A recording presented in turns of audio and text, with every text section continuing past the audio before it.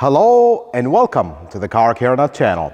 So with today's gas prices on the rise, we feel lucky that we drive hybrids that get very good gas mileage. But in today's video, we're going to discuss how do you even get better gas mileage when you have hybrids.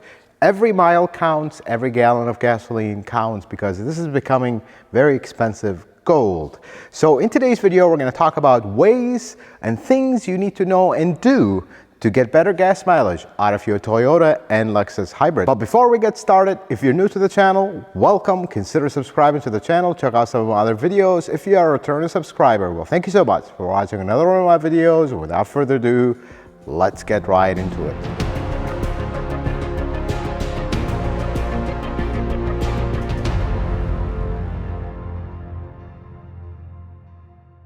So before you actually get better gas mileage, there's a little bit of theory to understand. What is the theory? What are we trying to achieve to push this magnificent hybrid system that already gets great gas mileage, push it even more? One thing you need to know about hybrids. Hybrids are mild electrical vehicles. They use the electric system for such a short time, and then they use the gasoline engine to charge that battery and keep that cycle going.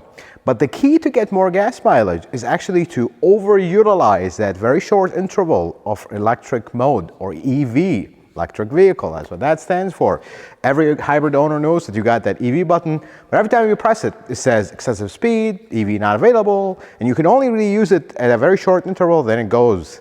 You can never go into it. So basically, you are trying to overuse that EV mode and keep your engine runtime down. And here are some ways you can actually do that. The first thing is avoid keeping your engine always cold. In hybrids, the hybrid system will force that engine to stay on to warm up. The faster the engine warms up, the less emissions you're making, the better gas mileage you're getting, and life is great. So when your car is cold, disregard all the advice that you're going to hear in this video because it's pointless. The engine will run all the time. If you have extreme cold weather, it's just not going to happen because you're trying to warm up this engine and the cold air outside is cooling it down very fast. It's just not going to happen. You have high heat demand inside. So when the engine is cold and weather is extremely cold, unfortunately you are at a disadvantage. Good thing is gas prices are high right now. We are heading into summer, so this will potentially work for some time for us here. And then the other thing is gasoline engines in non-hybrid cars. They actually consume the most gasoline when they're about to move this car from a stationary object to a moving object. We are always very tempted to kind of zip away from a stop. I do this, you do this, many people do this. Don't do that in hybrids. Actually, in a hybrid, your ideal start is one that starts with the engine off because you're at a standstill, and then you take off gently until you get to like 25, 30 miles an hour. That's when you want your engine to come on, and not come on to rev up and drive. Be gentle on your takeoffs. That's the key thing here. That means you want to anticipate. Don't hog the traffic. Don't make other people who, with their big V8s, that it doesn't really matter no matter what they do, they'll get past gas mileage. But do it safely and being mindful of others. Take off slowly. And following that up with the most important thing, and the thing that we're going to talk about the most. Every time this engine is warmed up and you're at operating temperature in hybrids, you coast, the engine will shut off. Every time you let go of the gas, the engine will shut off. Unless your defroster is on, you have high heat demand, like when you're driving in winter, very cold weather. Otherwise, the engine will shut off. And that's what we want. So you need to program your mind, without being distracted from the road, of course, to let coasting be your majority if you're driving. And there is a method that you might read about called pulse and glide. When utilized correctly, you're really going to get good gas mileage. The idea of pulse and glide is you want your engine runtime to be as low as possible. So how are we going to do that? Let's say you took off gently, you got to 30 miles an hour, speed limit in the street is 45. You got to your 30 miles an hour, the engine just came on. Don't keep driving slowly. As soon as the engine comes on, Accelerate, kind of medium acceleration. Get yourself to that 45 and let go of the gas. Let the car coast. The engine will shut off. When you slow down, you get to 35, do this again. Do this again. And some people will say, well, this is not good for my engine, my car. And actually, there's no evidence that that's not good for your car. Don't jolt the engine, but just when you hear it run, just accelerate. Every time your engine runs, utilize that run time to get you up to speed and get you into coasting. Do this repeatedly, and you will get used to it. And you'll your inner conscience will start doing that without you having to think about it and be distracted. You'll notice your gas mileage will start climbing, climbing, and climbing. On highway driving, it's going to be very difficult to do that because the faster you're going, the more the car will have a tendency to slow down when you coast. So you're going to be doing this constantly and at higher speeds. At some point, your engine will come on not to drive the car, but actually to create a reduction in the hybrid transmission. So this is why hybrids get better gas mileage in the city than they do in the highway, because higher speeds really put a strain on these and your engine will run continuously. When you drive your hybrid and you're trying to get better gas mileage, you want to have the battery screen in front of you. Many people look at the gas mileage. That's not the screen you want to look at when you're driving conservatively and you're trying to get the best gas mileage. You'll want to look at your battery. If your battery is always near the full mark, it will never be at the full mark unless you really push the envelope. Then it will be full bars. It'll always be 1 bar below. If you keep it 1 bar below or 2 bars below, majority of your drive, you're doing pretty good. And you'll notice when you get on the highway and you start accelerating, and now we're going 60, 70 miles an hour, that immediately will drop to half or less. Because now you're always using that battery, the engine always is running and not charging the battery. It's running to drive you at these higher speeds without revving up or bringing this battery charge level very low. So this is the mentality. Utilize pulse and glide, but do it mildly, not just pedal to the metal as soon as the engine comes on to get you to speed so you can coast. Do it mild, medium acceleration. You will notice in city driving, if you use this pulse and glide method, your gas mileage will easily exceed the advertised numbers, which is something pretty cool. And something else about regenerative braking. Regenerative braking is something you want to utilize when you're on a mission to get the best gas mileage. So here's how you're gonna actually utilize that. The first thing is, when you're coasting, you're actually light regenerating, and that is a very good thing. But when you're coming to a stop, kind of plan what you're doing. Most of us drive, unfortunately, I will admit it, most of us drive distracted, not really paying attention to the road. We have a lot going on. We have families, we have jobs, we have all our life that we're thinking about as we're driving. We're not really paying attention. But you'd want to pay attention when money is involved because of the high gas prices. When you are coming up to a traffic light, most people have a tendency of accelerating and then hard on the brake to stop, just to get there and stop. Don't do that when you're on a mission to get better gas mileage, because here's what you want to do. You see the traffic light coming. You're going to come to a stop or a stop sign or whatever the case may be. Immediately coast and push your brake, but you don't want to just slam on the brakes. You want to push your brakes, and with models that has the charge gauge, as you see here, these are the ones you're going to watch. You just eventually you get used to it, but look at the charge gauge. You want to make sure you're not pushing that charge gauge all the way down, just pushing the brake until it's at max, because then you're going to engage your hydraulic brakes, and now you're slowing the car faster. You're going to get to a point where you're going to slow down before you get there, and now you're going to have to accelerate, and that's not what we want. So what you're going to want to do is get it 3/4 of the way. You're trying to increase your generate, you're trying to recharge that battery as much as possible, utilizing your stop. And then when you take off, you're going to take off slowly again, and then we do the pulse and glide again. See, this is a question I get from my viewers all the time. How do you know in hybrids when you are using full generation or you're using hydraulic brakes? And the simple answer to that is this. Look at the charge gauge. Whenever the charge gauge goes all the way down, and you push the brakes more, you actually engage your hydraulic brakes. That's how this works. And the feel of hydraulic brakes when they engage is different than that is of regeneration. The best way to practice to tell between the two, go at 10 miles an hour and then slowly press the brake. As you're about to come to a stop, you're going to feel the braking feel change, because at the very, very end of your stopping, you're always going to use hydraulic brakes, because that's what actually holds the car.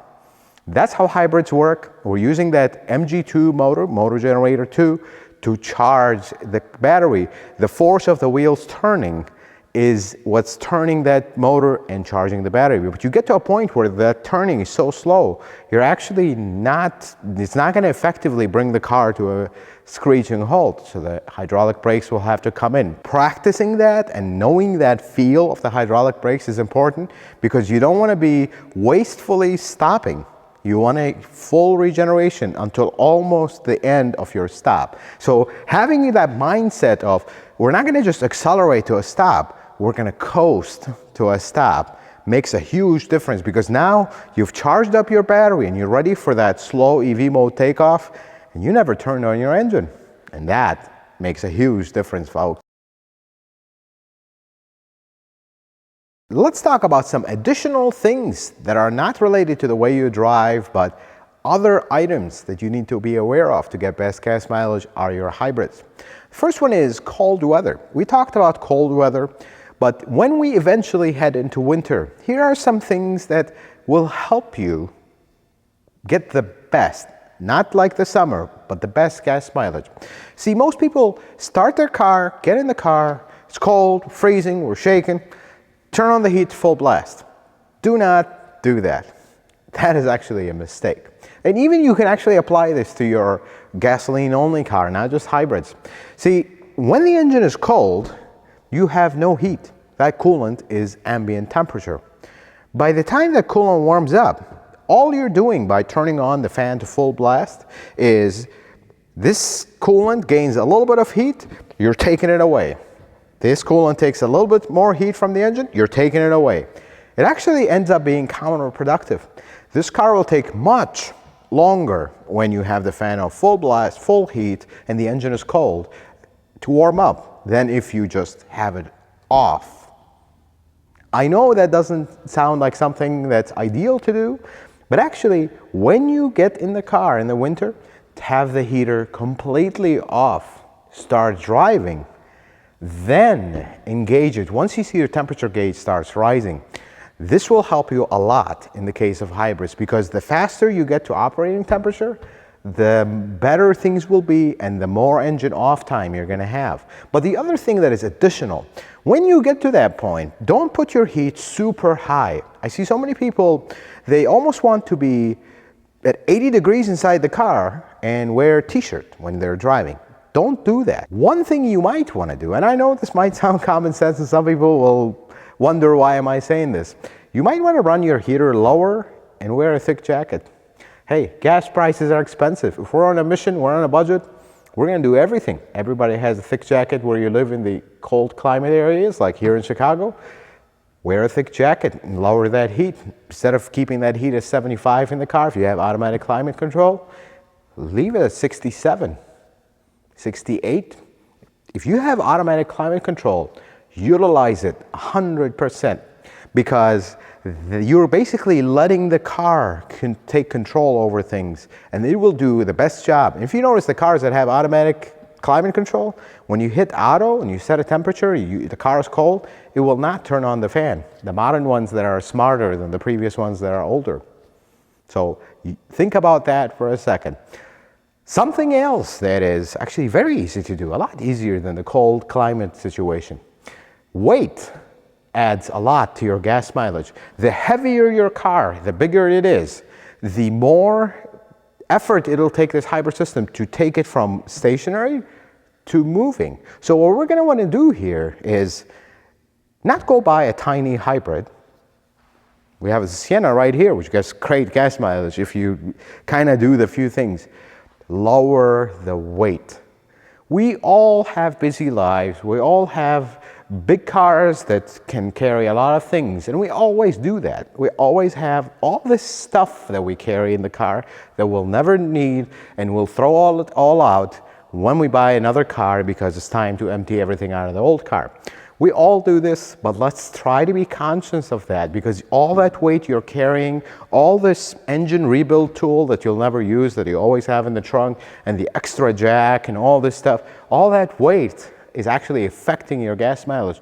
Get rid of all the weight, keep the necessities, because that makes a huge difference in your gas mileage, especially when you're trying to do pulse and glide, you're trying to coast, the less weight you have, the better. And last but not least, and we move now into the mechanical stuff, your tires make a huge difference in your gas mileage. See, majority of hybrids will have some kind of eco tire or a specific tire. Don't go changing brands and types of tires without researching, because some tires, they don't have a low rolling resistance, and now your gas mileage is going to suffer, and you won't find that out until you've paid a small fortune to replace the tires. They're already in the car, and now it becomes a hassle. Research your tires, and more importantly than researching tires and replacement, check your tire pressure regularly. You want your tire pressure, let's say your recommended tire pressure is 32. You can go a little bit up. Don't overdo this. Keep your tires at 35 to 37. That is a safe range. That gets you the best gas mileage, the best driving characteristic, the least wear on the tires, and you're not high enough where things are potentially dangerous.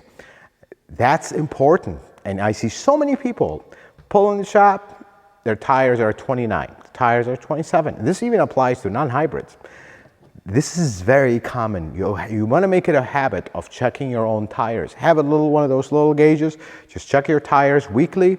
It wouldn't hurt. It'll take you 5 seconds, but it could potentially save you a lot on gas if you keep driving on these slow tires. You're going to waste a lot of gas like that, so check them tires. Another thing that is equally important as tires, and this might be a little bit more involved, brakes. Third generation Prius loves to lock its rear brakes. If your brakes are dragging, or especially this is in the rust belt where I'm at, if you have rusty brakes that are dragging, you're basically, something is chaining you down. You're going to need more effort to keep this car going. As soon as you let it go to coast, it's going to just nosedive to a stop, because you're always like applying your hydraulic brakes. You don't want that. Regularly get your brakes checked, especially if you live in the Rust Belt. As soon as that winter ends and we're all happy and the snow is melting, get the brakes checked. And if you're DIY, take them apart, clean everything, make sure the pads move, make sure all the pins are free. Life is good. These are the additional things, in addition to the driving habits, that will really get you good gas mileage, folks. Gas is very expensive. Hybrids are super efficient.